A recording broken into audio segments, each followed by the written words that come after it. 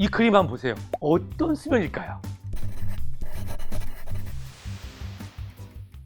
의사가 들려주는 그림 속의 인간 이야기. 이 그림은 크리스티안 크레이그의 1885년 피곤이라고 하는 그림이에요. 오후 시간인 것 같아요. 뒤로 기댄 상태에서 나른하게 잠을 자고 있는데, 이 그림을 따로 해석한 사람은 없습니다만은 이 그림 속의 얼굴을 보면 아마도 오전 중에 일을 하고 점심 식사를 한 다음에 피곤해서 잠이 드는 게 아닌가 생각이 듭니다. 얼굴에 피로가 묻어 있죠. 하지만 늘어진 팔 사이에 긴장감은 찾을 수가 없고 어느 정도 푹 자고 있는 듯한 그림입니다. 잠을 이해하려면 우선은 이 렘 수면을 우리가 이해를 해야 됩니다. 렘이라고 하는 것은 Rapid Eye Movement Sleep의 앞자를 따서 REM Sleep, 그 말 그 자체로 잠을 자는 동안에 안구가 빠르게 운동하는 그 시기를 보통 우리가 렘 수면이라고 합니다. 하룻밤 잠의 4분의 1을 차지하고 꿈하고 관련이 깊어요. 두 번째는 비렘 수면이라고 우리 육체의 기능을 회복시키는 역할을 합니다. 이 그림, 크리스티안 크리그의 피곤에 나오는 이분은 어떤 수면일까요? 비렘 수면일 가능성이 큽니다. 이 그림을 보면서 무슨 수면 상태까지 맞추냐고요?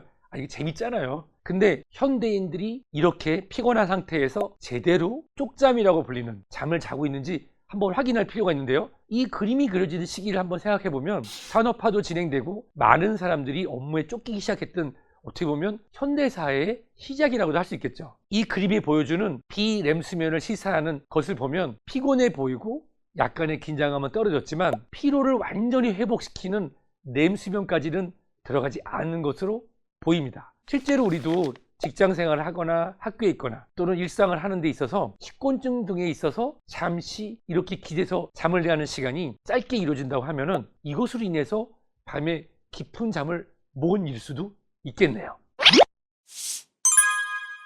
다음 그림 보세요. 예전에 그 고야의 버섯마야와 이분마야처럼 아주 요염한 자세로 쭉 와상으로 누워 있는데요. 이 그림은 존 프레드릭 루이스의 1876년도 작품인 낮잠입니다. 어때요? 잘 주무시는 게 보이나요? 처칠도 낮잠을 즐겨서 세계 2차 대전을 이겼다, 이런 표현을 쓰고 있는데요. 그렇다고 하면은 낮잠은 어느 정도 자는 것이 맞을까요?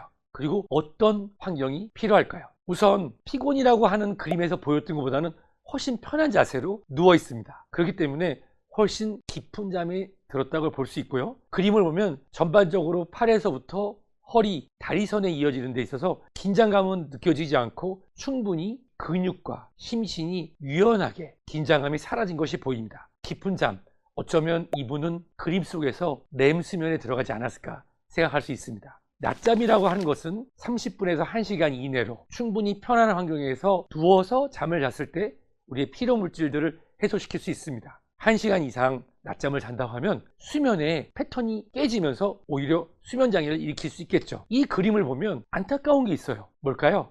바로 수면 환경입니다. 너무나도 밝습니다. 창가로 들어오는 햇빛이 물론 그림을 그리기 위한 충분한 빛에 대한 고려일 수도 있겠지만, 이 낮잠을 자는 분의 얼굴의 표정 속에서의 평안함이 실제로 이렇게 밝게 된다면 그것은 어렵다고 생각됩니다. 그래서 최근에는 수면방이라는 것도 생겼나 봅니다. 우리 인간은 일생의 3분의 1을 자면서 보냅니다. 그거 정말 중요한 일이죠.